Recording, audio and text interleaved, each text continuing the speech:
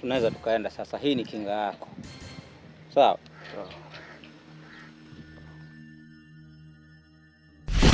Mimi huamka katika giza nene, chini ya moto. Nguvu yangu chini ya moto.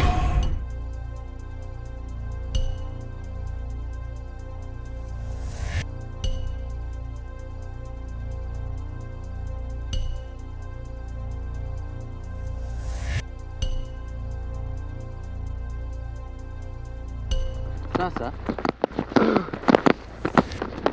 tukazane, kwa sababu umekula umeshiba, tupo karibu mno. Sawa kaka? Sai mbona mimi hapa freshi, nipo vizuri kaka. Sasa tunawezenda.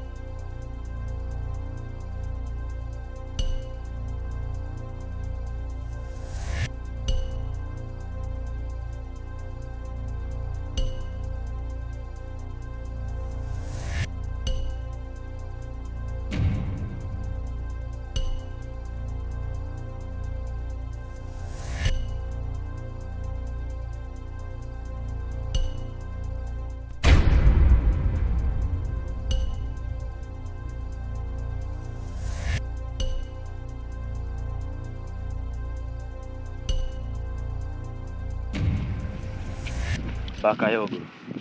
Naam. Hii sasa ndo ile sehemu ambayo nilielekezwa. Wewe mwenyewe unaiona, bahari ndio hii. Sasa huku ndo tulielekezwa?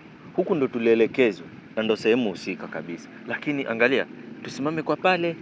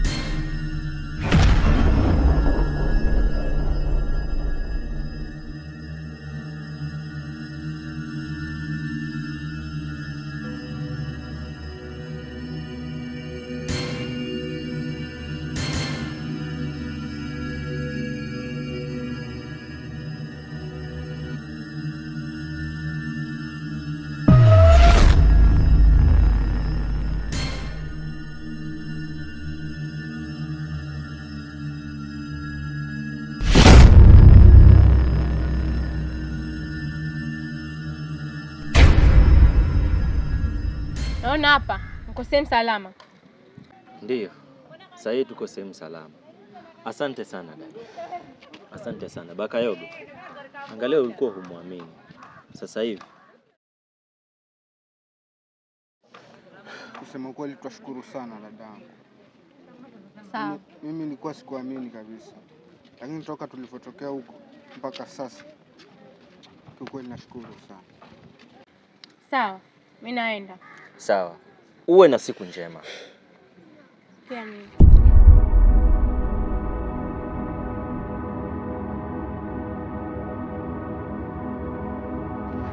Dada, hatimaye sasa hivi kaka yetu naona yuko sawa. Nafurahi sana kumwona kaka yetu amepata nafuu, japo ni mambo mengi sana ambayo tumepitia. Hapa unaniona mimi mwenyewe, lakini nilikuwa nitue sote pamoja na Bakayogo. Lakini Bakayogo tumekuja wote, hajiwezi, amejibwaga kule kule. Kwa sababu yenye tumepitia kule, asikwambie mtu dada. Tumepitia magumu sana, vitu vya kutisha. Ingawaji kuna vitu kidogo vya kufurahisha, lakini sio vingi. Vingi ni vya kutisha kabisa. Lakini shangazi ametusaidia sana kwa kutupatia ulinzi. Hatimaye sasa hivi nafurahi sana kumuona kaka yuko hivi. Sijui wewe unasemaje dada? Mimi kwa kweli kwa upande wangu nina furaha sana. Tena kinachonifurahisha zaidi kwamba kaka yetu sasa hivi ni mzima na amepona kabisa. Upande mwingine ni kushukuru wewe sana kaka, kwa sababu hata kama ulipitia kila kitu kigumu, lakini bado ulifanikisha kuleta dawa kwa sababu ya kaka yetu. Kwa hivyo asante sana. Halafu lengine nikuulize kaka, ni kitu gani kilikufanya mpaka uko hivyo? Lazima kuwe kuna chanzo. Maybe utuambie basi tupate kujua shida ilikuwa nini hasa. Mimi huamka katika giza nene, chini ya moto, nguvu yangu moto usiozimika, ninaunguza kila kitu, hofu ndio chakula changu, mtajua mimi ni nani, chini ya moto.